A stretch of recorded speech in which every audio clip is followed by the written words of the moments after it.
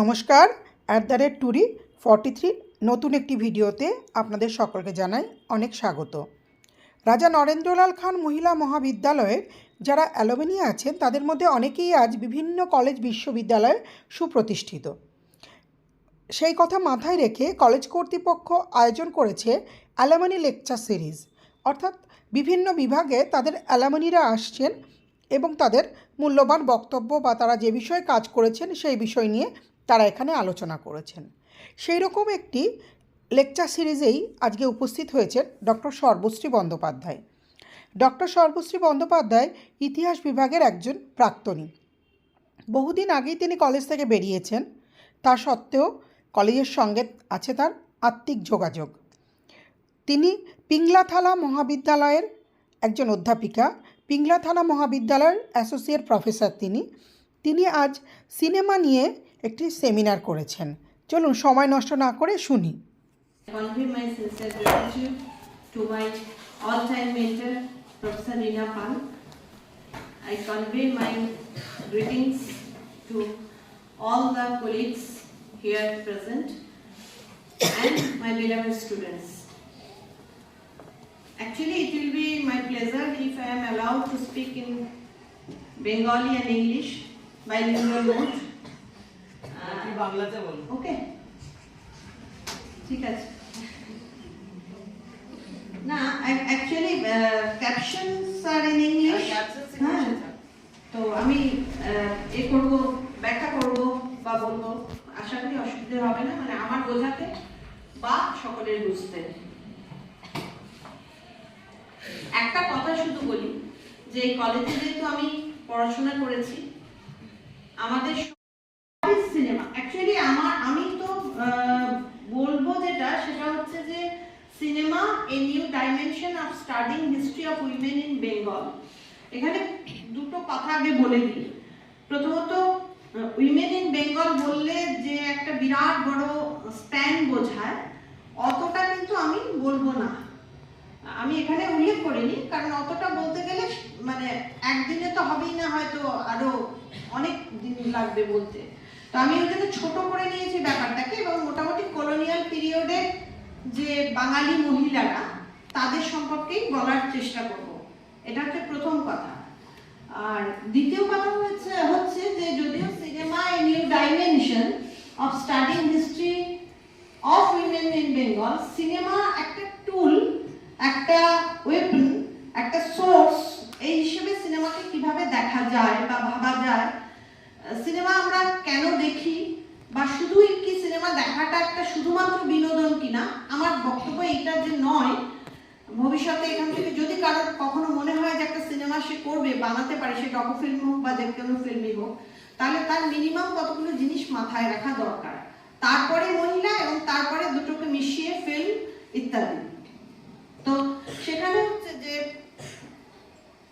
Cinema, it is from French cinematograph, originally from the Greek kinema. Kinema means such a Greek word, kinema. Kinema is equal to movement, film making. এখন এবার cinema মানে movement ছাড়া cinema হবে না, সেটা যে ধরনেরই movement হোক। এর অনেকগুলো এরা আছে, সাইলেন্ট এরা আছে, টকি এরা আছে। তো সাইলেন্ট এরা নিয়ে আমি যেহেতু বলছি না, আমি টকি পিরিয়ডটা নিয়েই বলছি। তো ওভারঅল হচ্ছে প্রথম যেটা বৈশিষ্ট্য সিনেমা, সেটাকে মুভ করতে হবে, মুভিং পিকচার হতে হবে, যেটাকে মোশন পিকচার বলতে হবে। এবং এটার অবশ্যই যেটা আরেকটা বৈশিষ্ট্য, সেটা হচ্ছে এটা ভিজুয়াল আর্ট। অনেকগুলো আর্ট ফর্মস আছে, তার মধ্যে সিনেমা হচ্ছে একটা ভিজুয়াল আর্টের একটা বিশেষ form. Cinema acts as a driving force in the field of culture politics. We are influenced by the representations and images of cinema, not even knowing it. আমরা cinema দেখি, একটা ভালো সিনেমা এসছে, এই যে ভালো সিনেমা এসছে দেখতে যাই চলো, এই যে একটা আমাদের মধ্যে ভাবনা চলে আসে, সেটা কিন্তু অনেকটাই বক্স অফিসের দিকে তাকিয়ে কোন সিনেমাটা কিরকম মার্কেট করলো, বা সব থেকে কম হলে সিনেমাটার হচ্ছে যে ক্রিটিকরা কি বলছে সেই দুটো দেখে। তো কিন্তু সিনেমাটা কেন দেখতে যাব, মানে এটার জন্য সিনেমাকে আগে ভাবতে হবে যে সিনেমা কি নিয়ে হয়, কেন সিনেমার বিষয়বস্তু সাধারণত আমাদের জীবনের সমস্ত দিকগুলো, অর্থনৈতিক দিক, সাংস্কৃতিক দিক, সামাজিক দিক, ওভারঅল সবকিছু জিনিসকে নিয়ে কিন্তু সিনেমা রিপ্রেজেন্ট করে। তাই জন্য সিনেমা আমাদের কাছে একটা আকর্ষণের বিষয় হয়ে ওঠে। এবং সিনেমা হচ্ছে ঋত্বিক ঘটকের নাম নিশ্চয়ই সবাই শুনেছ, মানে পৃথিবী বিখ্যাত চলচ্চিত্র পরিচালক। তিনি বলেছিলেন যে সিনেমা হচ্ছে সব থেকে বড় গণমাধ্যম। এবং উনি যেহেতু প্রচন্ড একদম মানে ডাউন টু আর্থ কথা বলতেন, তো উনি বলতেন যে সিনেমার থেকে যদি কখনো আমি কোনো বড় মিডিয়াম পাই যা জনগণের সাথে কানেক্ট করতে পারে, তাহলে আমি কোট আনকোট সিনেমাকে লাথি মেরে চলে যাব। তো এটা ওনার মতন লোকই বলতে পারেন, কারণ উনি ওই লেভেলেই সিনেমা বানাতেন। 1980 সালে যাদবপুর বিশ্ববিদ্যালয়ের সমাবর্তনে এসেছিলেন সত্যজিৎ রায় পরিচালক। তো উনি তখন বলেছিলেন যে সিনেমা নিয়ে পড়াশোনা শুরু করা উচিত, অর্থাৎ একাডেমিক ক্যারিয়ারে সিনেমা একটা বিষয় হিসেবে আসা উচিত। যদিও সেটা এসছে অনেক পরে, এখন কিছু কিছু জায়গায় সিনেমা একটা পড়ার বা পড়ানোর বিষয় হিসেবে চিহ্নিত হয়েছে, গবেষণা তো হচ্ছে।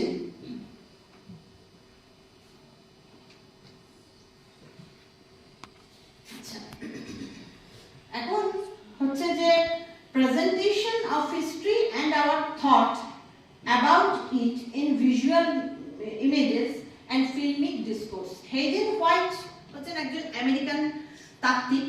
তিনি বললেন যে হিস্ট্রি কিভাবে, মানে সিনেমাটাকে কিভাবে আমরা রিপ্রেজেন্ট করব, তো উনি একটা টার্ম ইউজ করলেন। সেই টার্মটাই হলো, মানে কয়েন করলেন টার্মটাকে, সেটাই হলো হিস্টোরিওফোটি।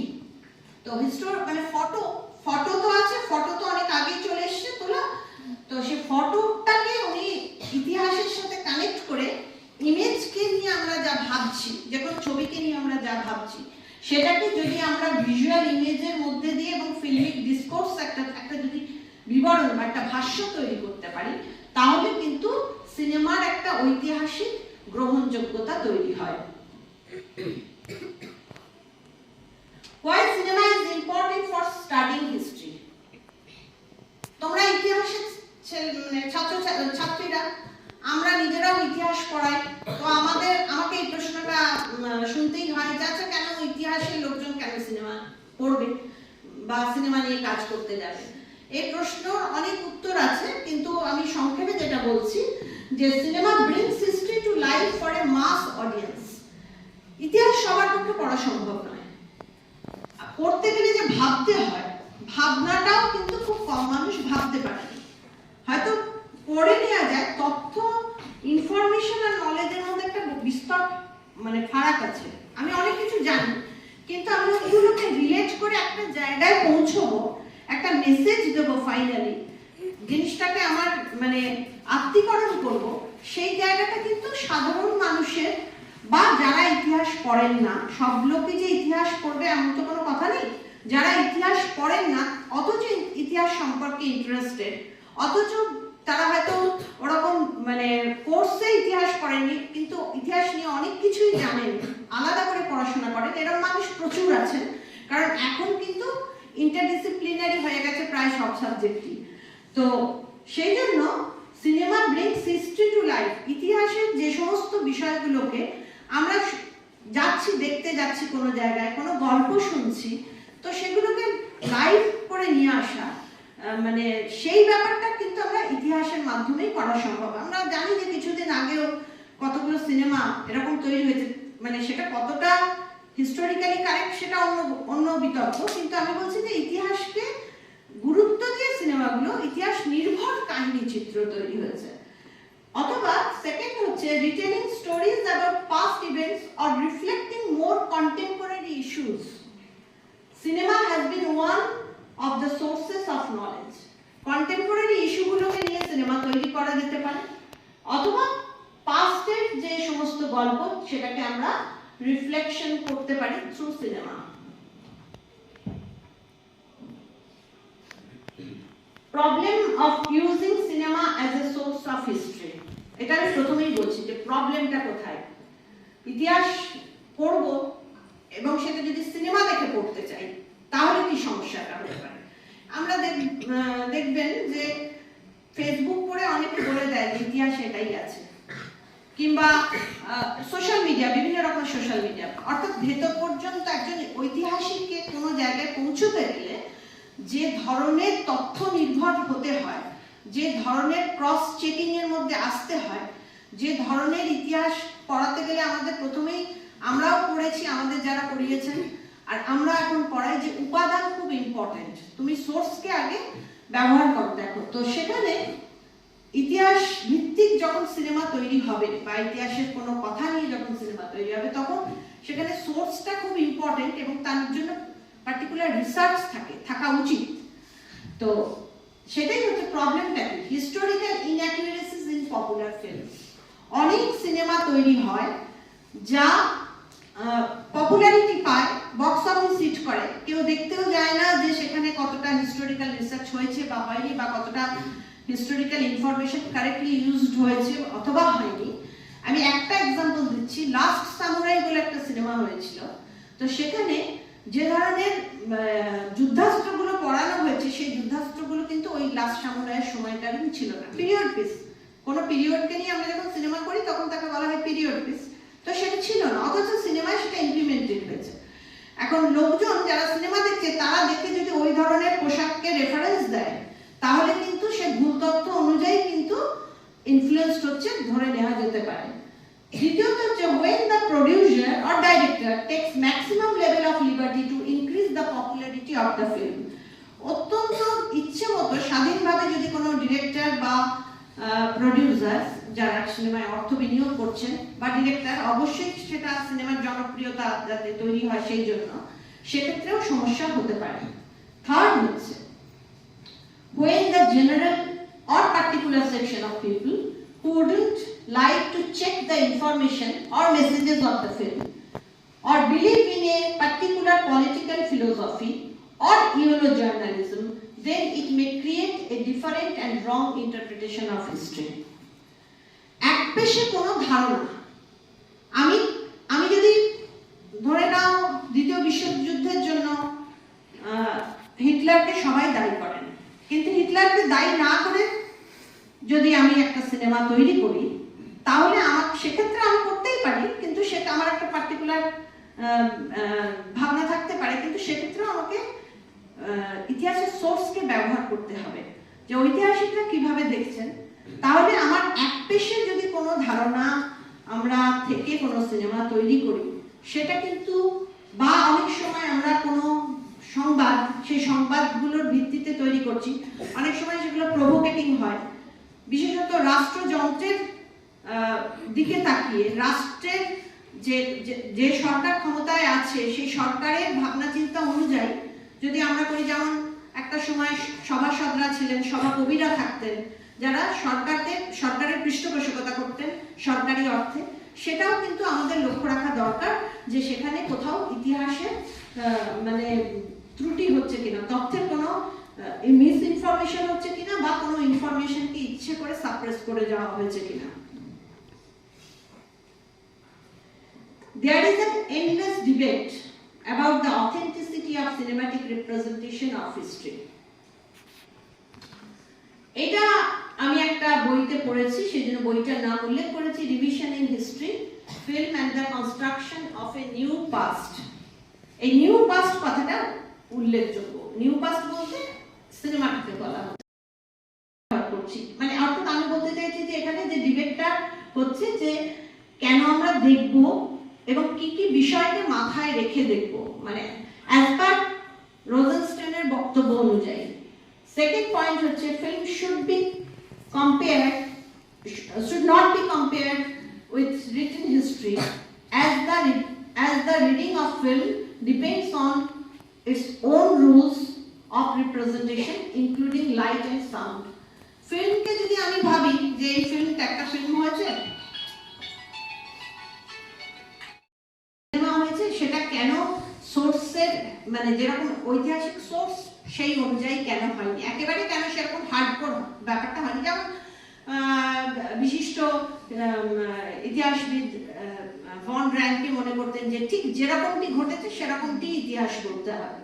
তো মানে র্যাঙ্কের ইডিওলজি ধরে কিন্তু সিনেমা করা সম্ভব নয়, তার কারণ সিনেমার নিজস্ব কিছু রুল আছে, সেই রুলগুলো না মেনটেন করলে সিনেমাটা তৈরিই হবে না, রিপ্রেজেন্টেশনই সম্ভব নয়।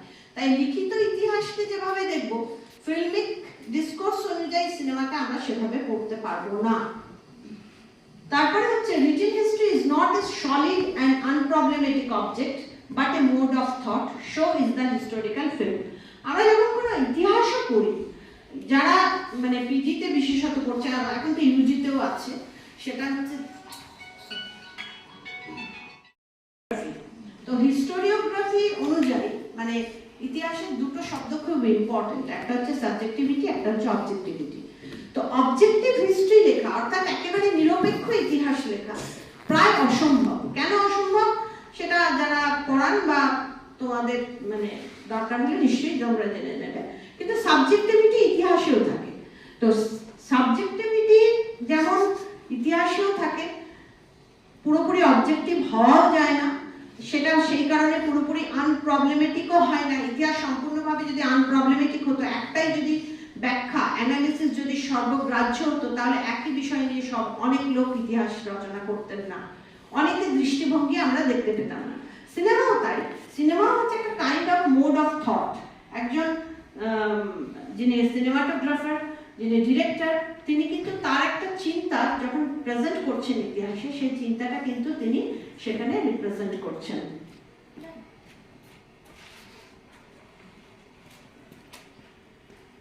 What is the most important factor of studying cinema as a source of history? যখন সিনেমা দেখবো এবং সেটাকে ভাববো যে কতটা সেটা ইতিহাস ধর্মী হয়েছে, তখন আমাদেরকে যেটা মনে করতে হবে, the habit of viewing films with an eye to facticity। আমি যেটা বলছিলাম যে যেরকম হিস্টোরিওগ্রাফি বললাম, সেরকম ফ্যাক্টিসিটি একটা শব্দ যেটা সিনেমা বিশেষজ্ঞরা, চলচ্চিত্র বিশেষজ্ঞরা ব্যবহার করছেন আজকাল, which gives the way to understanding the historical potential of a film or cinema। একটা ইতিহাস, একটা সিনেমাকে আমি কতটা তার হিস্টোরিক্যাল পোটেনশিয়াল তার আছে সেটা বিচার করব। যদি দুটো সিনেমার কথা আমি উল্লেখ করি, ধরা যাক আমরা অশোকা বলে যে সিনেমাটা হয়েছে, কিংবা ধরা যাক যোধা আকবর বলে যে সিনেমাটা হয়েছে, এই দুটো সিনেমার সঙ্গে পাশাপাশি যদি আমরা একে ঋত্বিক ঘটকের সুবর্ণরেখাকে রাখি, কিংবা মৃণাল সেনের 22শে শ্রাবণকে রাখি, সেখানে কিন্তু আমরা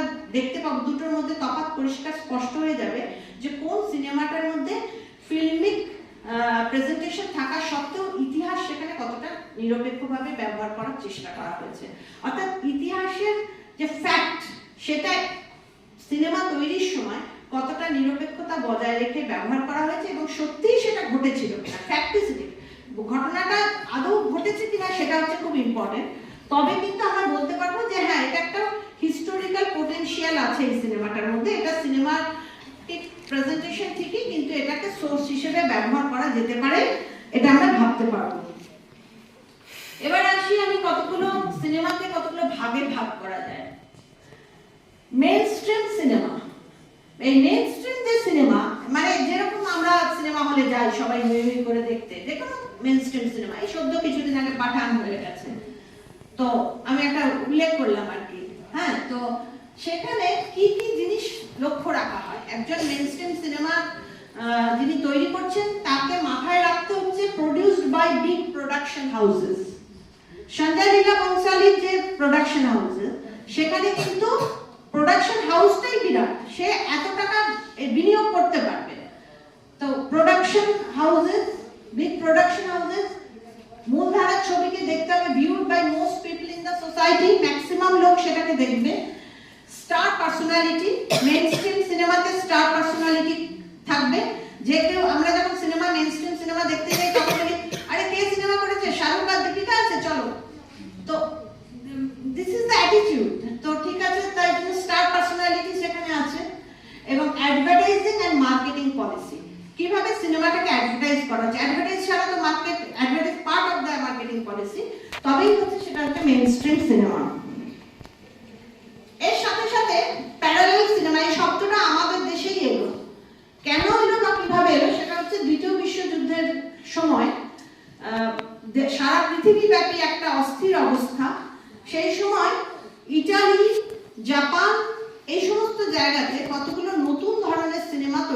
শুরু হলো। নিউ ওয়েভ মুভমেন্ট বলছে, অনেকগুলো ওয়েভ আছে সিনেমার, তো সেটা পরে বলছি। তো আমাদের দেশেও মেইন স্ট্রিম সিনেমা যেটা আগে বললাম, তার পাশাপাশি সমান্তরাল সিনেমা বা প্যারালাল সিনেমা তৈরি হতে শুরু হলো। প্যারালাল সিনেমা কি করে? It is a special identity and an alternative movement of Indian cinema. একটা নতুন ধরনের সিনেমা মুভমেন্ট শুরু হলো ভারতবর্ষে, নতুন ধারা, নতুন ধরনের।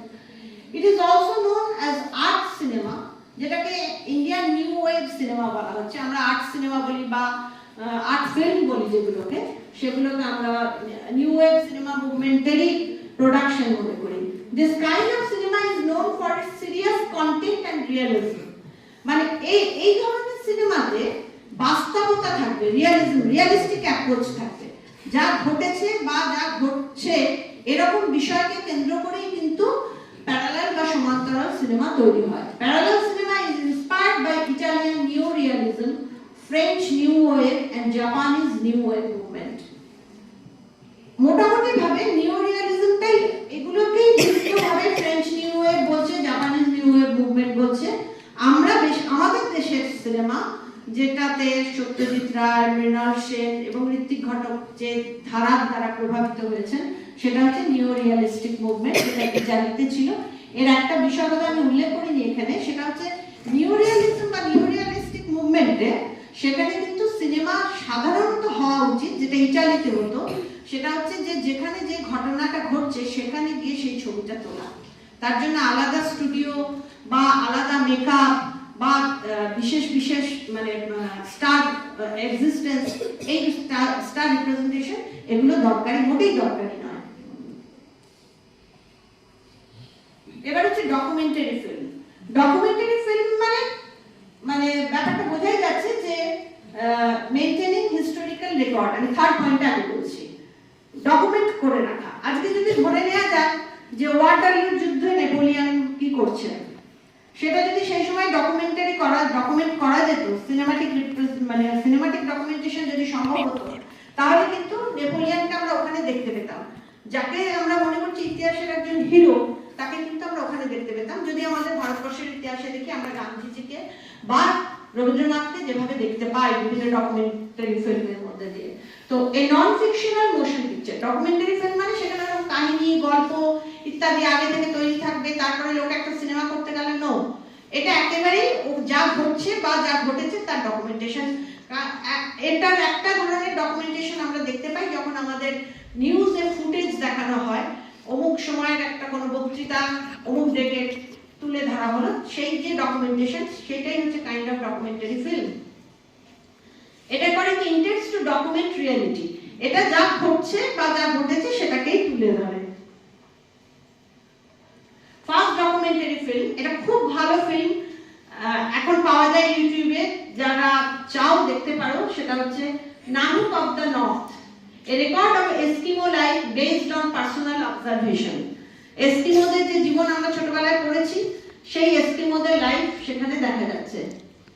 ফ্ল্যাটি করা 1922 সালের সিনেমা ডকুমেন্টারি, ফার্স্ট বই নানুক অফ দ্য নর্থ।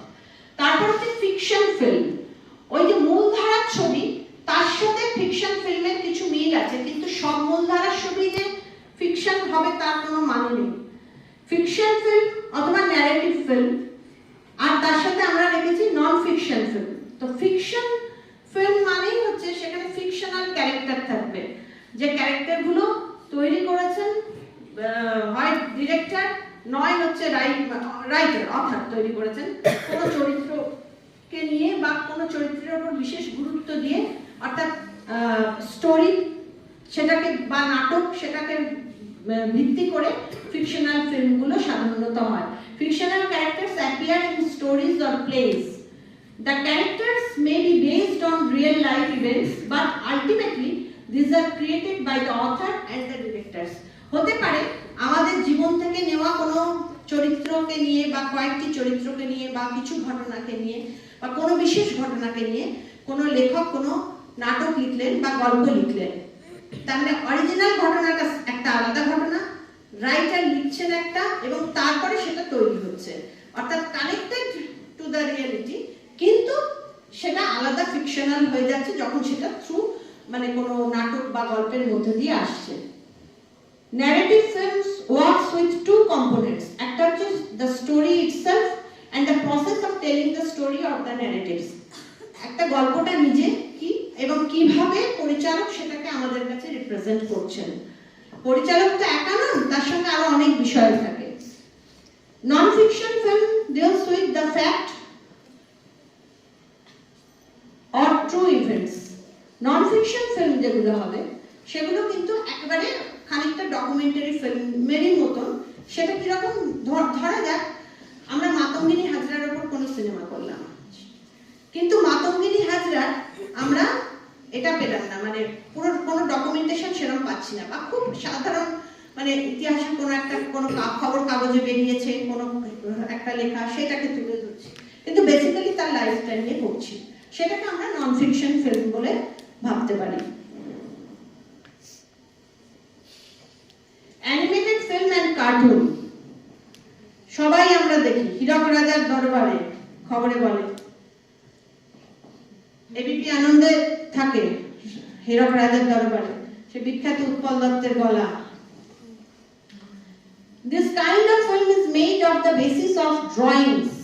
অ্যানিমেশনটা কিভাবে তৈরি হয়, এখন এটা একটা খুব ভালো একটা মানে কি বলবো চাকরিরও একটা জায়গা হয়েছে যারা অ্যানিমেশন নিয়ে পড়াশোনা করে তাদের জন্য। This kind of film is made on the basis of drawings, models which are photographed or created by computer and presented in a way that make them move. অনেকগুলো ছবি তৈরি করা হয়, তারপরে সেগুলোকে মুভ করার, আমি প্রথমেই বলেছি মুভিং না হলে সেটা সিনেমার পার্ট হবে না, তারপরে সেটাকে ব্যবহার করা হয়। অ্যানিমেটেড কার্টুন প্রথম তৈরি হয়েছে, ফ্রেঞ্চ অ্যানিমেটেড কার্টুন ফ্যান্টাসমাগোরি, সেটা হচ্ছে 1908-এ। সেইটা আমি আপনাকে পাঠিয়েছিলাম 2 মিনিটের, যেটা যদি সম্ভব হয়। হ্যাঁ হ্যাঁ, যাই হোক, যদি সম্ভব হয়, এটা প্রথম অ্যানিমেটেড ফিল্ম 2 মিনিট। আচ্ছা, এইটা আমি একেবারে রিসেন্টলি পেয়েছি এবং খুব মজার এটা যে কিভাবে কার্টুনকে ব্যবহার করা হচ্ছে। এটা যদি ফিল্ম নয়, এটা ভিজুয়াল আর্ট। এটা নিউ ইয়র্কে বেরিয়েছে এই বছরের 18ই জানুয়ারি, আর আমি আজকে বলতে আসছি 25শে জানুয়ারি, এক সপ্তাহের আগে। সেখানে দেখানো হচ্ছে যে একটা আমেরিকার একটা জুতে সেটা বাবা মা দুজনে ফাইট করছে তাদের বাচ্চাকে কোথায় রাখা যাবে, কোন খোপে রাখা যাবে, যেমন এখন কোন প্রাইভেট স্কুলে ভর্তি করা যাবে, কি করা যাবে, এই নিয়ে প্রচুর অশান্তি মারামারি চলে পরিবারগুলোর মধ্যে। তো সেইটা দেখা, মানুষ ঢুকে পড়েছে চিড়িয়াখানার মধ্যে আর পশু হয়েছে বাইরে। সে বলছে যে এরকম দেখছো যে এরা যেরকম করছে তাতে এদের কাউকে আমরা একটা অ্যাডপ্ট করি, পশুরা বলছে। তখন যে মহিলা পশু তার হাজবেন্ডকে বলছে যে না, এরকম এই মিডল ক্লাসকে রাখার মতো, এদের যে ক্লাস অ্যাংজাইটি সেটা রাখার মতন আমাদের ঘর বাড়ি নেই।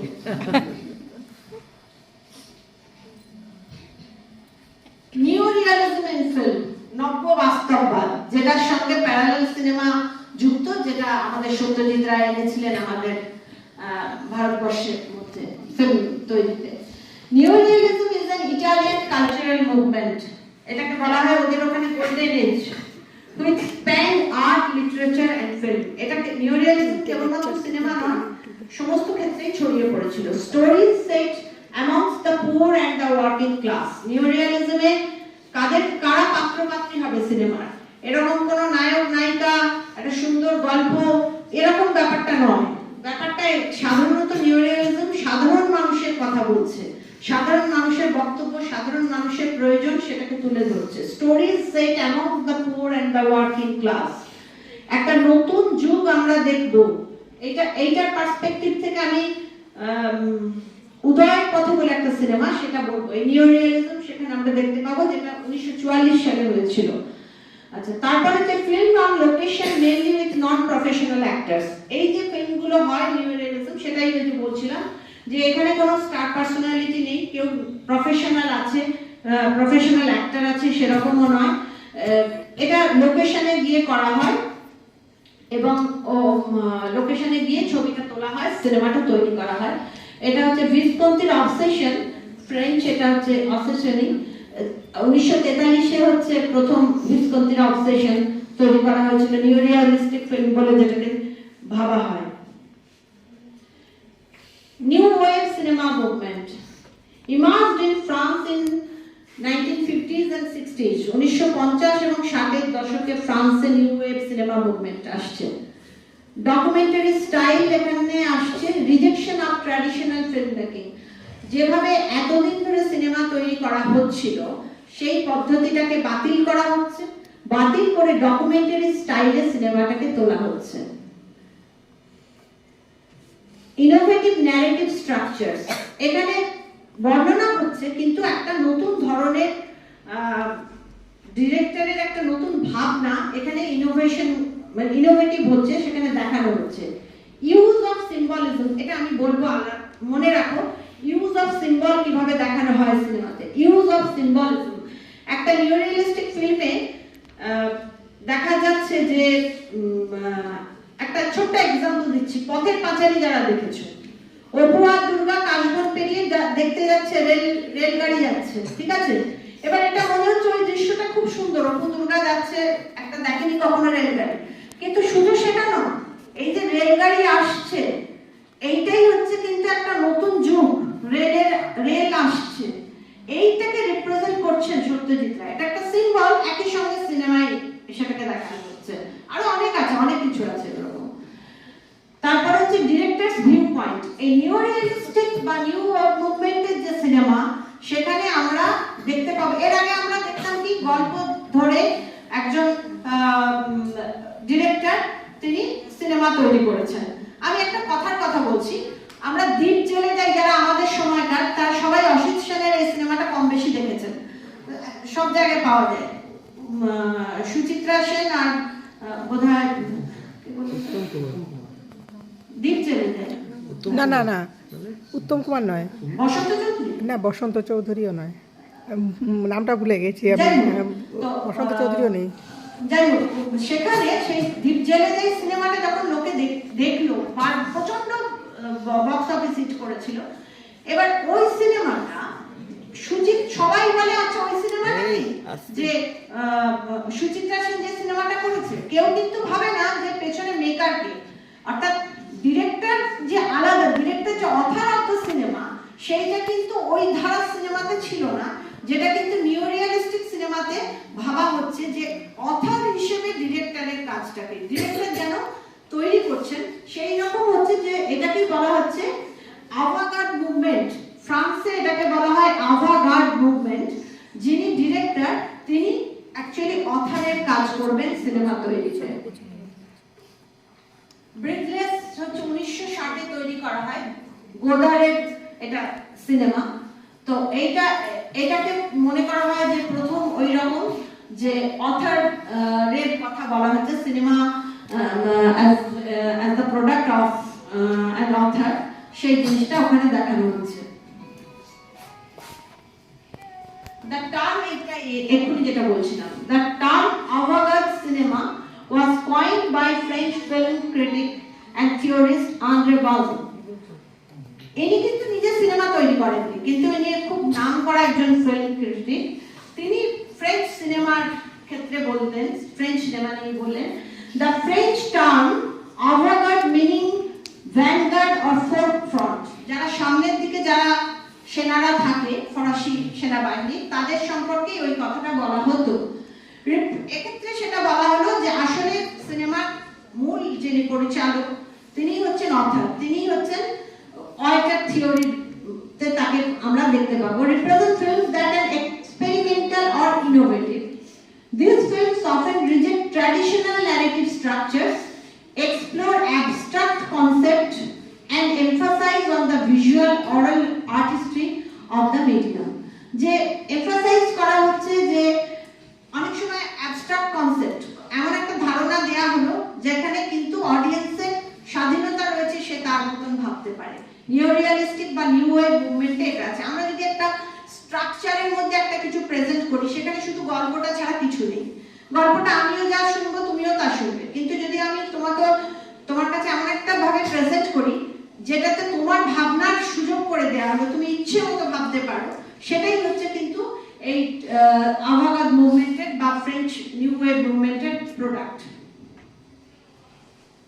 Counter cinema, it is very important. Important আজকের জন্য এবং মেয়েদের জন্য।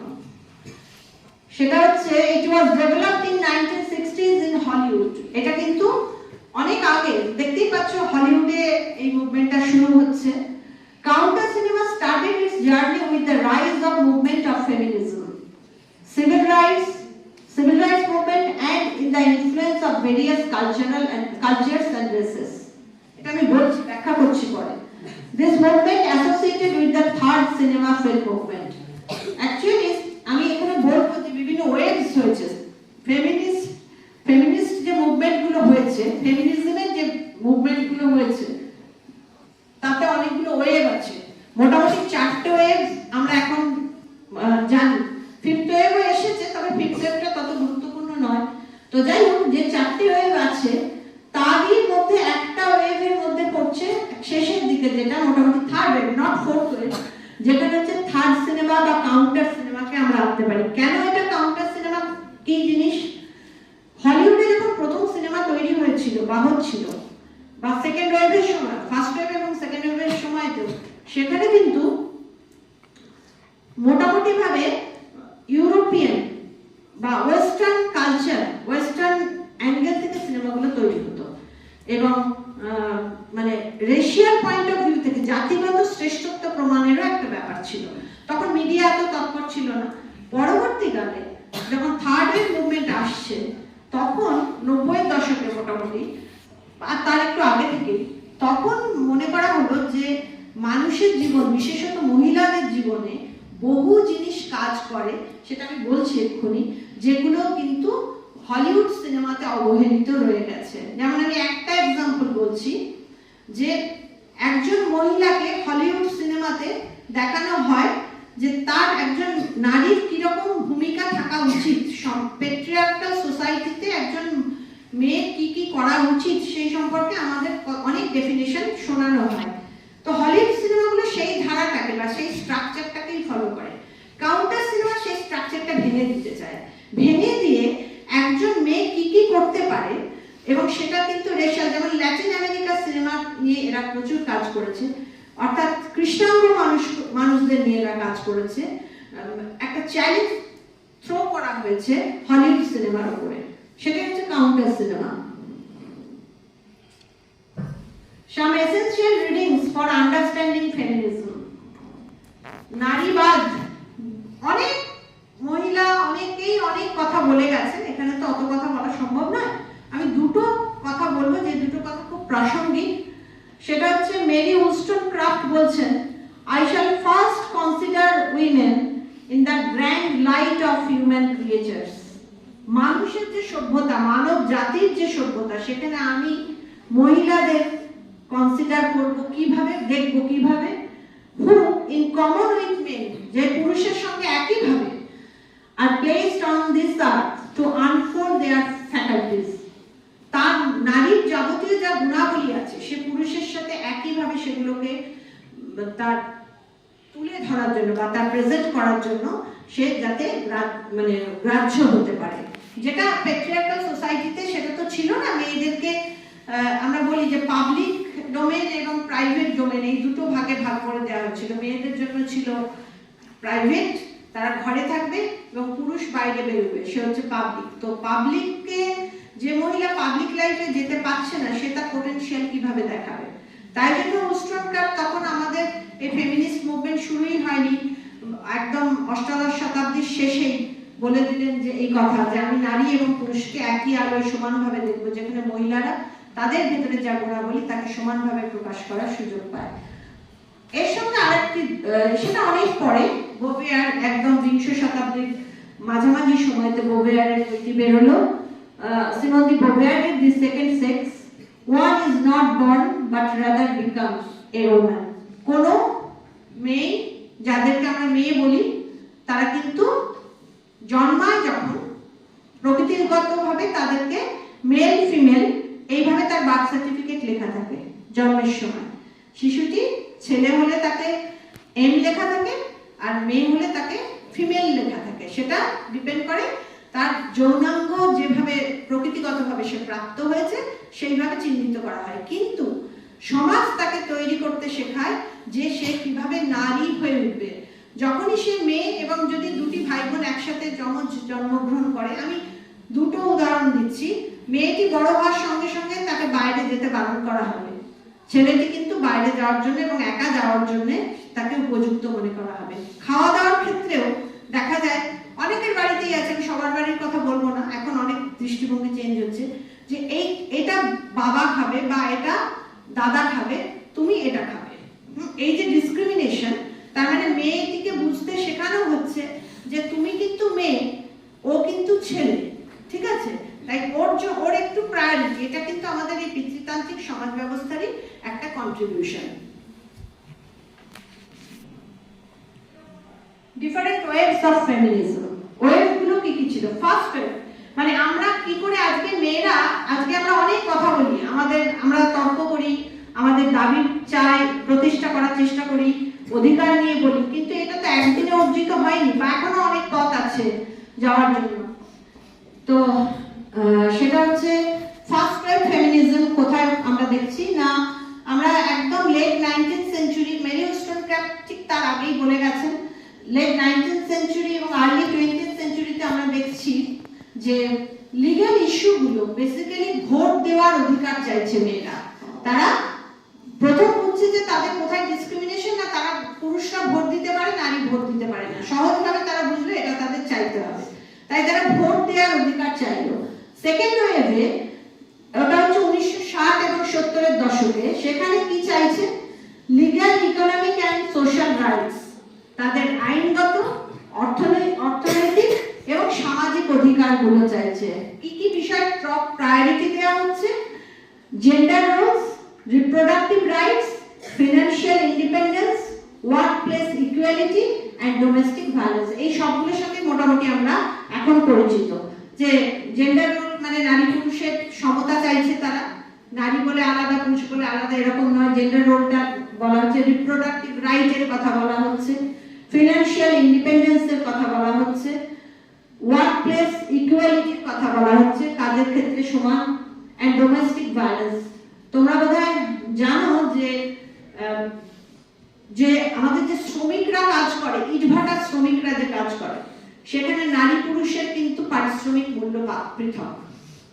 তো সেটাই যে অনেক একদম মানে প্রান্তিক মানুষদের কথাই বলছি, যে সেখানে কিন্তু যারা ওই, কারণ এখনো পর্যন্ত তো সব মানুষ তো ঐক্যবদ্ধ হতে পারেনি তাদের রাইট এস্টাবলিশ করার জন্য, তো সেইখানে ইকুয়াল রাইট চাওয়া হচ্ছে।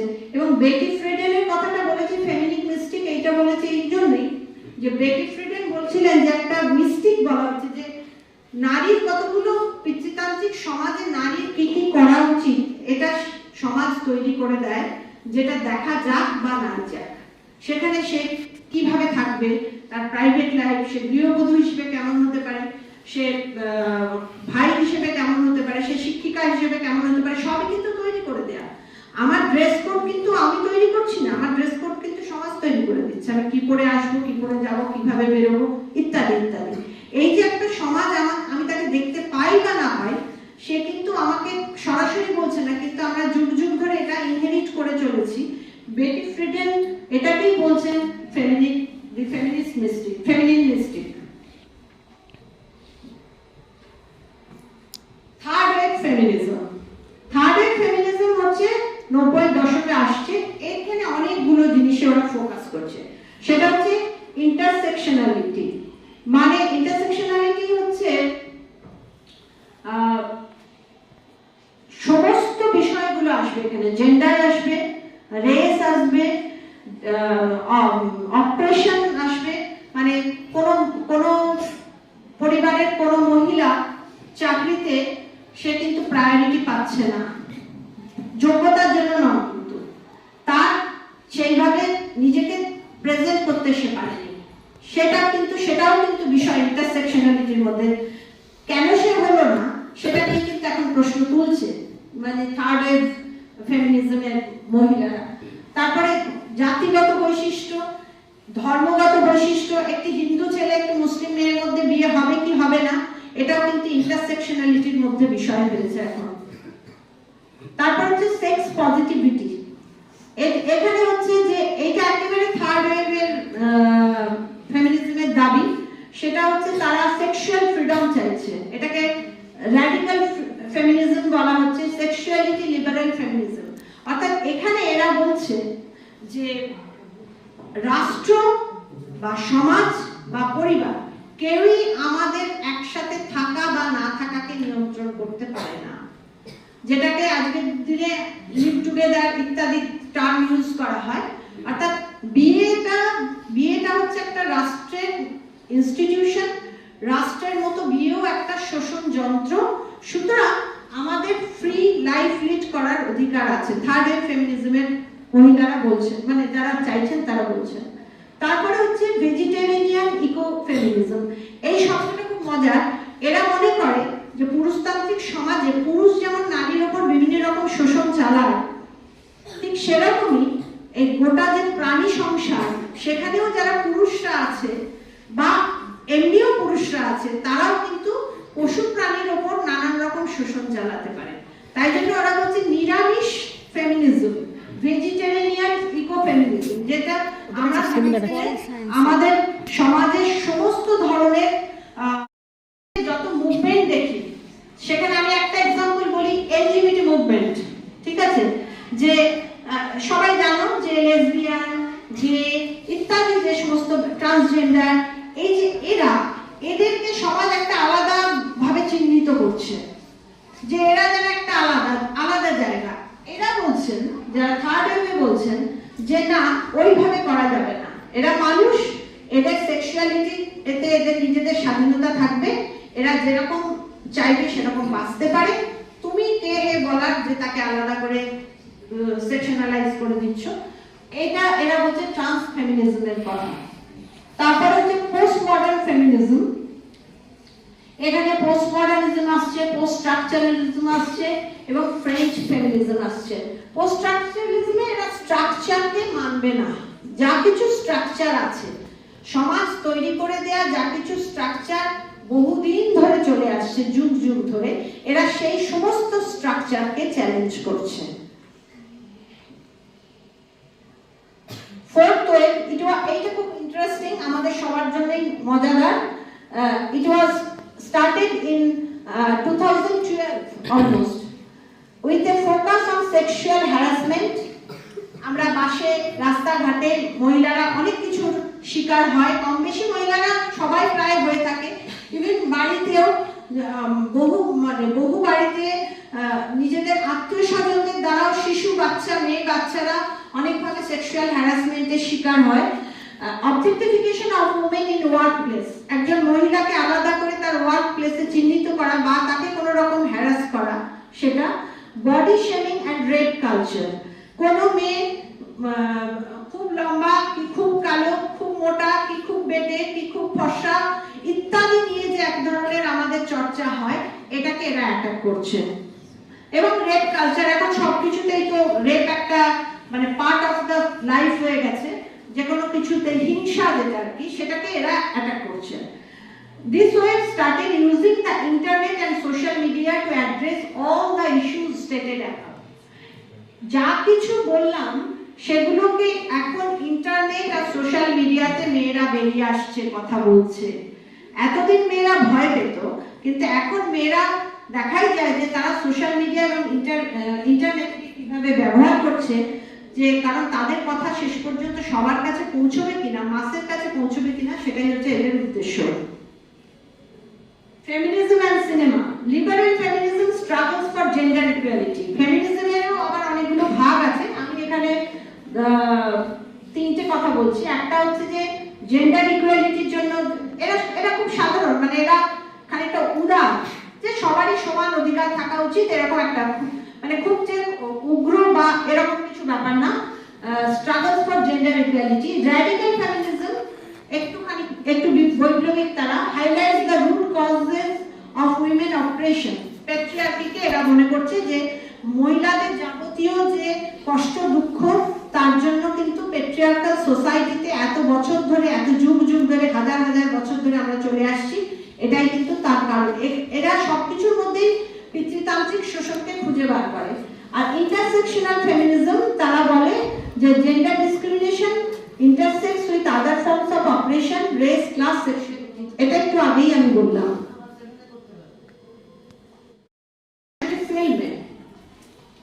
ইনি হচ্ছেন মানে ফেমিনিস্ট ফিল্ম করতে গেলে বা ফেমিনিস্ট ফিল্ম জানতে গেলে একে আমাদের জানতেই হবে। ইনি হচ্ছেন ফিল্ম থিওরিস্ট লরা মালভি, এখনো আছেন, উনি কাজ করে যাচ্ছেন।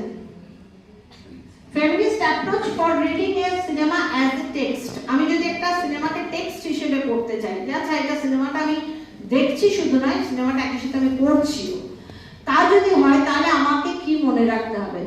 Cinema should not be seen as an innocent form of entertainment। কেবলমাত্র আমি আনন্দ পাচ্ছি সিনেমা দেখলাম, সেইভাবে খুব সহজভাবে, এত সহজ নয়। সিনেমার উদ্দেশ্যও এত সহজ হয় না, বা সিনেমা এরকম ভাবে প্রভাবিতও করে না। এর ভেতরে পরতে পরতে লুকিয়ে আছে অনেক কিছু। Cinema should not be seen as innocent form of entertainment. We should consider another point. সেই পয়েন্টটা কি? অ্যাকচুয়ালি লরা মালভির বিখ্যাত এসে যেটা লিখেছিলেন উনি 73 তে, কিন্তু পাবলিশ হয়েছিল স্ক্রিন ম্যাগাজিনে 1975 এ, visual pleasure and narrative cinema. ধরে নাও এখানে সিনেমা দেখানো হচ্ছে, ঘরটা অন্ধকার, আমরা সমস্ত রকম দর্শক আছি, মেল ফিমেল সব রকম দর্শক এখানে আছি। তখন কি ফিলিংটা হবে সেটা বলছেন যে মালভি ইউজেস সাইকোঅ্যানালিটিক্যাল থিওরি। একটা সিনেমার পেছনে মনস্তাত্ত্বিক বিশ্লেষণটা কি আছে, অ্যাজ এ পলিটিক্যাল সাইকোঅ্যানালিটিক্যাল থিওরিকে তিনি মনস্তাত্ত্বিক যে তত্ত্ব সেটাকে তিনি একটা টুল হিসেবে বা একটা মানে স্বচ্ছ আয়না হিসেবে ব্যবহার করার চেষ্টা করছেন, as a political weapon to understand how patriarchy subconsciously affects the way of producing or receiving a cinema. এইখানে চারটে পয়েন্ট খুব ইম্পর্টেন্ট। একটা হচ্ছে লরা মালভি যা বলছেন, এটা আমাদের দেখতেই হয়, মানে যারা এটা যদি শোনো তারপর যদি সিনেমা দেখো, এগুলো নিশ্চয়ই কোথাও না কোথাও কাউকে না কাউকে নাড়া দেবে। সেটা হচ্ছে মেল গেজ। একটা সিনেমা দেখানো হচ্ছে, একটা সিনেমা যে দেখছো, বিভিন্ন দর্শকের সিনেমার চরিত্র পাল্টে গেছে। একটা সময় খুব দেখানো হতো যে কোনো দুটো পরিবারের মধ্যে লড়াই হয়েছে, সেখানে মেয়েটিকে ভিলেনের পক্ষ তুলে নিয়ে চলে গেল, বা প্রতিশোধ নেওয়ার জন্য মেয়েটিকে তুলে নিয়ে চলে গেল এবং তারপরে মেয়েটিকে রেপ করা হচ্ছে। এই যে রেপ কালচারের কথা একটু আগে বললাম, সিনেমায় সেটা দেখানো হচ্ছে। এটা একটা ছেলের দৃষ্টিকোণ থেকে দেখানো হচ্ছে যে একটা কতটা প্রতিহিংসা হতে পারে যে একটা মেয়েকে সফট টার্গেট হিসেবে নিয়ে নেওয়া হয়। তাই জন্য এটা male gaze, visual pleasure, objectification of woman. একটা ফিমেল বডিকে সিনেমায় দেখানো হচ্ছে যে তাকে কিভাবে রেপ করা হচ্ছে। Viewers identification with the masculine power. পুরুষ মনে করে যুদ্ধের সময়, যে কোনো যুদ্ধের সময় মেয়েরা হয় সফট টার্গেট, যে কোনো জায়গায় মেয়েদেরকে, অন্য জাতির মেয়েদেরকে কন্ট্রোল করতে গেলে রেপ হচ্ছে একটা জাতিকে নষ্ট করার জন্য যথেষ্ট। যত যুদ্ধ হয় তখন কিন্তু সেটা প্রাচীন কাল থেকে মেয়েদেরকে কখনো দাসী করে, কখনো লুণ্ঠন করে নিয়ে আসে, কখনো তাদেরকে রেপ করে সেখানেই রেখে দেয়। এই জন্য সেখানে পাওয়ার এক্সাক্ট করার জন্য, পুরুষ তার পাওয়ার এক্সাক্ট করার জন্য মহিলাকে রেপ করে। যে ও তুমি শুনছো না, কোনো বড় পুলিশ অফিসার, সব পুলিশ অফিসার কাজ করছে খুব ভালো, তো তাকে জব্দ করছে, তার বউকে তুলে নিয়ে চলে যাচ্ছে। এরকম হামেশাই প্রচুর সিনেমা হয় এবং তখন তার বউকে অত্যাচার করা হচ্ছে। এটা হচ্ছে মেল গেজ। দেন হচ্ছে স্কোপোফিলিয়া। স্কোপোফিলিয়া একটা টার্ম মালভি ইউজ করেছেন। The term introduced by Sigmund Freud. Actually Sigmund Freud এর টার্ম, যেটা স্কোপোফিলিয়াটা দেখানো হচ্ছে। সেখানে বলছে যে একটা মেয়েকে যখন সিনেমাতে প্রেজেন্ট করা হয়, তার বডিটা প্রেজেন্ট করা হয়, তখন কিন্তু মেয়েটার কোনো কন্ট্রোল থাকে না সেই বডিতে। কারণ মেয়েটাকে ওইভাবে দেখানো হবে বলেই সে চুক্তিবদ্ধ হয়েছে। ডিরেক্টর সেভাবে দেখাচ্ছে, লাইট সেভাবে আসছে, সাউন্ড সেভাবে এফেক্ট দিচ্ছে।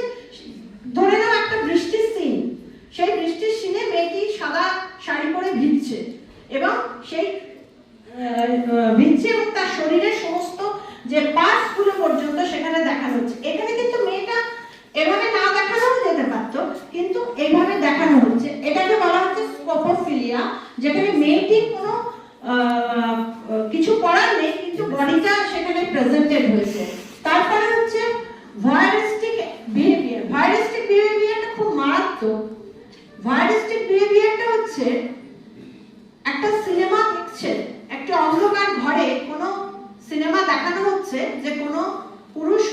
নারীকে রেপ করছে বা কোনো বেড সিন, এখন এই যে অ্যানিমাল নিয়ে সদ্য যে প্রচন্ড বিতর্ক তৈরি হয়েছে, ঠিক আছে, যে আমি খুব একটা সিনেমা দেখি না, টুকটাক যেটুকু আর কি করি, তো সেইটাতে সেখানে দেখানো হচ্ছে যে এইভাবে যে রিপ্রেজেন্টেশন অফ ফিমেল বডি, সেটা কিন্তু যে দর্শক দেখছে অন্ধকার প্রেক্ষাগৃহে, এখন অনেক রকম ভাবে প্রেক্ষাগৃহে ব্যবস্থা করা হয়েছে, সে আলাদা দেখতে পারে, আলাদা বক্স নিয়ে দেখতে পারে, তার সঙ্গিনীকে নিয়ে দেখতে পারে, ইত্যাদি ইত্যাদি।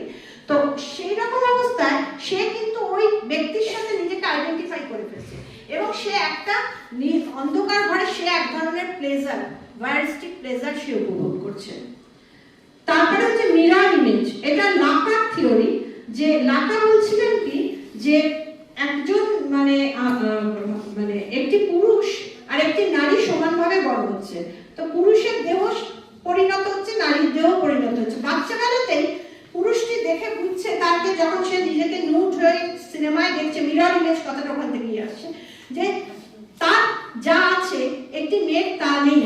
তার এই যে তার মানে difference between physical representation of a female body and a male body, সেখানে কিন্তু ছেলেটি যেভাবে নিজেকে মিরর ইমেজ তৈরি করছে, পাওয়ার সেখান থেকেই সে তৈরি হচ্ছে। এবার সিনেমার মধ্যে যখন দেখছে যে একজন পুরুষ আর সে এক, এবং পুরুষ এইভাবে সে ভোক্তা হয়ে উঠছে, সে এইভাবে এনজয় করছে, তখন সে কিন্তু মিরর ইমেজ নিজের মধ্যে অজান্তেই সে নিজেকে ওইভাবে দেখতে শুরু করছে। ফেমিনিজম এন্ড ইন্ডিয়ান সিনেমা, আমি এখানে ইন্ডিয়ান সিনেমায় ফেমিনিজম কিভাবে এসছে আর বলার দরকার মনে করিনি, এতগুলোর মধ্যেই সবটা পড়ে যাবে, কিন্তু যেগুলো বলা দরকার সেটা আমি বলছি। সেটা হচ্ছে যে এখানে দুনিয়া না মানে ভি শান্তারানের সিনেমা 1937 হচ্ছে, মাদার ইন্ডিয়া মেহবুব খানের 1957 হচ্ছে, এগুলো সবই কিন্তু ওই আমাদের মানে ইন্ডিয়ান যে মেট্রিয়ার্কাল যে একটা অ্যাপ্রোচ, মানে যেরকম বন্দে মাতরম আমরা বলি, দেশ মাতার যে অ্যাপ্রোচ, সেগুলো এখানে দেখা গেছে। বাংলা সিনেমার মধ্যে আমি দেখাতে চাইছি যে ফেমিনিজমটা কিভাবে আসছে। সেটা হচ্ছে সত্যজিৎ রায়ের মহানগর, যেটা 1963 হয়েছে, অপর্ণা সেনের পরমা, এবং দীপা মেহতার হচ্ছে ফায়ার। এই তিনটে সিনেমা, মহানগরে সত্যজিৎ রায় দেখাচ্ছেন যে একটি নারী, সে যখন নিজের অর্থ উপার্জন করছে, সে চাকরি করতো না, পরে সে চাকরি পাচ্ছে, তার যে প্রথম যে নিজের অর্থে সে তার এম্পাওয়ারমেন্ট, ইকোনমিক এম্পাওয়ারমেন্ট, এবং তার কন্ট্রিবিউশন, তার ফ্যামিলিতে তার কন্ট্রিবিউশন, এইটা দেখিয়েছেন মহানগরে সত্যজিৎ রায়। সেটা হচ্ছে আমাদের নিউ রিয়েলিস্টিক বা নিউ ওয়েভ সিনেমার এফেক্ট। পরমাতে অপর্ণা সেন দেখিয়েছেন যে একজন নারী, কারোর সাথে সে বিবাহিত নারী বলেই তার কোনো নিজস্ব ইচ্ছা থাকবে না, সেটা হতে পারে না। মানে ওই যেটা আমরা বলছিলাম যে থার্ড ওয়েভ মুভমেন্টে যেটা বলা হচ্ছে যে একজন নারী কিন্তু সে কতটা মুক্ত, সে যা তার বডি মুক্তি চাইতে পারে, পরমাতে সেটা দেখানো হয়েছে। এবং ফায়ার দীপা মেহতা, সেখানে আমি যেটা বলছিলাম ইন্টারসেকশনাল এলজিবিটি মুভমেন্টের কথা, সেখানে কিন্তু দেখানো হয়েছে যে এর হচ্ছে তোমার লেসবিয়ান কনসেপ্ট, দুজন নারীর মধ্যে যে সম্পর্ক, সেটা দেখানো হচ্ছে। দীপা মেহতা খুব ভালো সিনেমা করেছেন, এতে ফায়ার বা তারপরেও করেছেন ওয়াটার বলে একটা সিনেমা করেছেন, অসাধারণ সিনেমা। তো যাই হোক, Indian film makers use cinema as a weapon to address different issues related to feminism, gender-based violence, marital expectations. আমাদের সিনেমা কাররা, চলচ্চিত্রকাররা যে বিষয়গুলোকে ফেমিনিস্ট সিনেমার বিষয় হিসেবে দেখেন, সেগুলো হচ্ছে যে জেন্ডার ভায়োলেন্স কোথায় হচ্ছে। দহন বলে একটা সিনেমা হয়েছিল, সেখানে যারা দেখেছে তারা জানে যে কিভাবে জেন্ডার ভায়োলেন্স সেখানে হচ্ছে। পরমার কথা তো আমি বললাম, ম্যারিটাল এক্সপেকটেশনস, একটা পুরুষ একটি মেয়ের কাছে তার অজস্র এক্সপেকটেশন থাকতে পারে, কিন্তু একটি মেয়ে ঠিক ওই এক্সপেকটেশন গুলো যদি পুরুষের উপর করতে চায়, তখন তাকে ওই পিতৃতন্ত্রের কথাগুলো বলেই তাকে বুঝিয়ে রাখার চেষ্টা করা হয়। তারপর হচ্ছে women empowerment in different sectors, যেটা মহানগরে দেখানো হচ্ছে। এবার হচ্ছে গুড ফিল্ম কাকে বলবো? সব সিনেমায় কি আমরা দেখবো বা দেখা উচিত? মানে হুজুগে পরে আমরা যেমন সিনেমা দেখতে যাই, তো সেটা হচ্ছে good film is well crafted in terms of cinematography, কিভাবে সিনেমাটা তৈরি হয়েছে, এডিটিং কেমন, সেখানে এডিটিং আছে, সম্পাদনা, অনেক ফিল্ম তো তোলা হয় না, ছবি তো তোলা হয়, সিনেমায় আমরা যেটাকে একটা মুভি হিসেবে দেখছি, আর যখন সেটা সিনেমার শুটিং হচ্ছে তখন কিন্তু এক নয়, তাই জন্য এডিট করতে হয়। আমি প্রচুর একটা এইখানে বসেই তোমরা কিভাবে কি করছো আমি 10টা ফিল্মের ছবি তুলবো, কিন্তু যখন আমি একটা ফিল্ম তৈরি করবো তখন আমি হয়তো 2টো ফিল্ম নেবো, দ্যাট ইজ হচ্ছে এডিটিং, এডিট করলাম। তারপর হচ্ছে সাউন্ড, মিউজিক, সাউন্ড বুঝতেই পেরেছো যে আমাদের সত্যজিৎ রায় কিরকম ভাবে তার সিনেমাতে ভিটোফোনের ব্যবহার করেছেন, মিউজিক ব্যবহার করেছেন। তারপরে হচ্ছে অ্যাক্টিং, অ্যাক্টিং নিয়ে বলার কিছু নেই আমার, animation, story, originality and direction, and second হচ্ছে it should have a message for the audience. একটা সিনেমা দেখে যদি আমার কিছু ভাবনার বিষয় না তৈরি হলো, আমি যদি কিছু ভাবতেই না পারলাম, তাহলে সিনেমাটা দেখার আমার কোনো মানেই হয় না, সেটা তখন শুধুমাত্র এন্টারটেনমেন্টের বিষয় হয়ে যাবে। কম্পোনেন্টস অফ এ সিনেমা, একটা সিনেমা তৈরি করতে গেলে কি কি দরকার হয়, ক্যামেরায়, এটা আমি আর বলছি না, যেগুলো তোমরা বুঝতে পারবে আমি আর বলছি না, ক্যামেরায় মানে ক্যামেরার দরকার, ন্যারেটর যিনি বলছেন সিনেমাটাকে কিভাবে নিয়ে যাচ্ছেন, এগিয়ে নিয়ে যাচ্ছেন, ন্যারেটর, ইউজ অফ স্পেস, এইটা একটু বলা দরকার। ইউজ অফ স্পেস হচ্ছে পিরিয়ডিক যে সিনেমাগুলো হয়, পিরিয়ড পিস যেগুলো হয়, ধরো চারুলতা, যদি দেখানো সম্ভব হয় দেখাবো, চারুলতায় সেখানে দেখা যাচ্ছে একটা মানে জমিদার বাড়ির উচ্চবিত্ত তৎকালীন সময় সেখানে যে আসবাবপত্র, সেই আসবাবপত্রগুলো রাখা আছে, একটা বাড়িতে একজন মহিলা আছে, প্রচুর আসবাবপত্র, বাড়ির জানলা, যে জানলা দিয়ে খড়খড়ি দেওয়া জানলা, এই যে এইটা হচ্ছে স্পেস, এইখানে কিন্তু মহিলা কিন্তু একা, তাহলে তার যে অ্যাম্বিয়েন্স, তার যে পরিবেশটা তৈরি হচ্ছে, সেই পরিবেশটা কিন্তু স্পেস, এই স্পেসটা কিন্তু পূর্ণও হতে পারে, ভয়েডও হতে পারে, যে খালি খালি স্পেসটাও অনেক বক্তব্য রাখে। তারপর যে স্পোকেন ডায়লগ, আমরা বলি না যে সিনেমা দেখে এই ডায়লগ, বেশি ডায়লগ দিস না তো, এই কথাটা আসছে কোথা থেকে, সিনেমা থেকে। বডি ল্যাঙ্গুয়েজ, একটা সিনেমাতে বডি ল্যাঙ্গুয়েজ প্রচন্ড ইম্পর্টেন্ট, কিভাবে বলছে, কেমন ভাবে বলছে, কিভাবে রিপ্রেজেন্টেশন হচ্ছে, ফেশিয়াল এক্সপ্রেশন, মুখ চোখের কিভাবে এক্সপ্রেস করছে, সাইলেন্স, অনেক সময় সাইলেন্সই অনেক কথা বলে, মন্টাজ এন্ড সেমিওলজি, এই দুটো কথা জানা দরকার, মন্টাজ পরেই বলা আছে, আচ্ছা আগে বলি পরে মন্টাজ, এটা সেমিওলজি বলা আছে, এটা হচ্ছে all signs and symbols used in the movie are very important to understand the movie. একটা সিনেমার মধ্যে প্রচুর সিম্বল ব্যবহার করা হয়, বিভিন্ন রকম সিম্বল ব্যবহার করা হয়। যখন চারুলতা অনেকেই দেখেছে, এই জন্য আমি চারুলতা রেফারেন্সটাই দিচ্ছি, যখন অমল আসছে চারুলতার বাড়িতে, তখন ঠিক তার আগেই প্রচন্ড ঝড় হচ্ছে, ছাদ থেকে কাপড়গুলো নিয়ে আসতে বলা হচ্ছে, চারুলতা বলছে এই যে ঝড়টা কিন্তু একটা প্রতীক, ঝড়টা কিন্তু তখন তার পূর্বাভাস যে চারুলতার জীবনেও ঝড় আসবে। তো এই যে সেমিওলজি বা সেমিওটিক্স এইভাবে ব্যবহার করা যেতে পারে। বা চারুলতা যখন দোলনায় দুলছে তখন দূরে দেখছে, বা দূরে না, ওটা পরে এর বাড়ির মধ্যেই খাঁচাতে পাখিটা আছে, তো the bird in the cage, এটা ইটসেলফ একটা সেমিওটিক, একটা চিহ্ন তত্ত্ব ব্যাখ্যা অনুযায়ী। মন্টাজ হচ্ছে খুব ইম্পর্টেন্ট সিনেমা মেকিং এর ক্ষেত্রে। এই montage is a series of separate images, অনেক ইমেজ তোলা হলো, মুভিং অর স্টিল, ওটা মুভিংও হতে পারে, স্টিল ইমেজও হতে পারে, আমরা দেখাই সিনেমার মধ্যে, that are edited together to create a continuous sequence. একটা সিনেমাকে বুঝতে গেলে, একটা গল্পকে বুঝতে গেলে, আমরা তো অনেক ফিল্মে অনেক শুটিং করলাম, অনেক ছবি তুললাম, কিন্তু কার পরে কোনটাকে রাখবো, কোথায় রাখবো, কোন সিনটা কার পরে অর্থবহ হবে, সেটার জন্য, সেটাই হচ্ছে মন্টাজ। এটা হচ্ছে যে আমাদের ভারতবর্ষে সিনেমা দেখা শুরু হলো, ভারতবর্ষে সিনেমা দেখা শুরু হলো 1895 এ, লুমিয়ার ব্রাদার্স তারা সিনেমা দেখাতে শুরু করলেন, এটা বোম্বেতে প্রথম দেখানো হয়েছিল।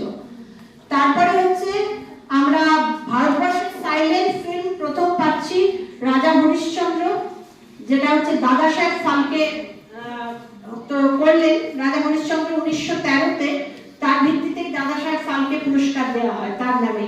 এবং প্রসঙ্গক্রমে বলে রাখি, এটা আমার মিস্টেক, আমি উল্লেখ করতে ভুলে গেছি, হীরালাল সেন হচ্ছেন প্রথম বাংলা চলচ্চিত্রকার। তারপরে হচ্ছে ফার্স্ট টকি মুভি, সেটা হচ্ছে আলামারা, যেটা তৈরি করেছেন হচ্ছেন আরদেসির ইরানি, সেটা হচ্ছে 1931-এ। প্রথম আমরা আলামারাকে পাচ্ছি, মানে কথা বলা হচ্ছে। ফার্স্ট বেঙ্গলি সাইলেন্ট মুভি বিল্ল মঙ্গল, ম্যাডাম থিয়েটার কোম্পানি করেছে। ফার্স্ট বেঙ্গলি টকি জামাই ষষ্ঠী, ফেসবুকে ঘুরে ঘুরে আসে জামাই ষষ্ঠীর পাঠ। আচ্ছা, তারপরে হচ্ছে first colour film in India Kisan Kanya, Moti Gidwani, 1937-এ কালার ফিল্ম আসছে। First Bengali colour film Kanchenjunga, directed by Satyajit Ray, 1962। এবার হচ্ছে যে some important laws for the, এবার উইমেনে আমরা ঢুকে যাচ্ছি সরাসরি ইতিহাসে কি ঘটলো। মেয়েদের তো এরকম অবস্থা মোটামুটি বুঝলাম, মেয়েরা কিরকম ছিল, কিন্তু কি ঘটলো। 1856 আমরা সবাই জানি উইডো রিম্যারেজ ওয়াজ লিগালাইজড, মেয়েদের সবাই জানো এটা তোমরা। 1892 the age of consent bill, which increased the age of consummation of marriage from 8 to 12 years was passed. বিবাহিত নারী দাম্পত্য সম্পর্কে বয়স ছিল 8 বছর, সেটাকে 12 বছরে নিয়ে আসা হলো। মানে এখনো এটা কেউ কল্পনাই করতে পারে না। তার আগে 8 বছরের মেয়ের সঙ্গে বিয়ে হতো এবং দাম্পত্য সম্পর্ক হতো, এই নিয়ে একটি মেয়ে মারাও গিয়েছিল, অনেক ঘটনা ঘটেছিল। তো সেটাকে নিয়ে আসা হলো 12 বছরে। কেন 12 বছরে হবে এই নিয়ে বিস্তর লড়াইপত্র হয়, তারপরে এটা লিগালাইজড হয়। 1870-এ female infanticide was prohibited by law, কন্যা সন্তান হত্যা চলতো, বেশ ভালোই চলতো, আইন করে 1870-এ বন্ধ করা হলো, কিন্তু আমরা জানি এখনো বন্ধ হয়নি। Search for the new woman, পৃথিবী পাল্টাচ্ছিল, ভারতবর্ষও পাল্টাচ্ছিল। তো 19th সেঞ্চুরিতে যখন আমরা সরাসরি ভাবে দেখলাম যে 1857 পর মহারানী ভিক্টোরিয়া আমাদের দায়িত্ব নিলেন, তার আগে থেকেই শুরু হয়েছিল ভাবনাগুলো, কিন্তু সেই সময়তে আজ স্পষ্ট হয়ে গেল যে ভারতের মহিলাদের অবস্থা খুব খারাপ। তো এখানে মহিলাদের যদি না শাসক হিসেবে তারা কোনো উন্নয়ন ঘটাতে পারে, তাহলে তারা করলোটা কি? এবার সেক্ষেত্রে ভারতীয় পুরুষরা এগিয়ে আসছে, কারণ তারা পাশ্চাত্য শিক্ষা গ্রহণ করছে। দেখা যাচ্ছে তুলনায় যে পাশ্চাত্য শিক্ষিত যে পুরুষটি খুব উচ্চ পদে চাকরি করে, তার স্ত্রী কিন্তু হয়তো চিঠি লেখার যোগ্যতাও নেই, এরকমও বহু পুরুষ ছিলেন এবং বয়সের তফাৎ ছিল অনেক। তো 19th সেঞ্চুরিতে the woman question became a part of the greater discourse of progress and modernity. আধুনিক হতে গেলে নারীকে আধুনিক করতে হবে। তো সেই নারীকে আধুনিক করতে হবে, and a movement for female education started by the colonized males in search of the new woman. পুরুষরা তার বাড়ির মেয়েদেরকে পড়ানোর ব্যবস্থা করছে, অনেকগুলো পদ্ধতিতে হচ্ছে, মিশনারিরা আসতো, তারপরে ওই ঠাকুর বাড়িতে যারা আসতো বৈষ্ণবীরা আসতেন পড়ানোর জন্য, এবং পুরুষরা নিজেরাও করতো। একমাত্র একজন মহিলা যিনি স্বশিক্ষিতা, তার কথা বলছি পরে। The idea of new woman has changed with time. তোমার টাইম দুটো অবধি, দুটো দল। শিবনাথ শাস্ত্রী বলছেন, একদম কথা বলবে না, পণ্ডিত শিবনাথ শাস্ত্রী বলছেন একটা নতুন যুগের সঞ্চার হলো, এবং এই নতুন মহিলারা বিভিন্ন রকম চ্যালেঞ্জকে অ্যাকসেপ্ট করলেন। তো এই যে চ্যালেঞ্জ যারা অ্যাকসেপ্ট করছেন, আমি একটু স্কিপ করে যাচ্ছি, চ্যালেঞ্জ যারা অ্যাকসেপ্ট করছেন তারা হচ্ছে বিশেষ নারী হয়ে উঠছেন, স্বতন্ত্র নারী, এখানেই তারা হয়ে উঠছেন।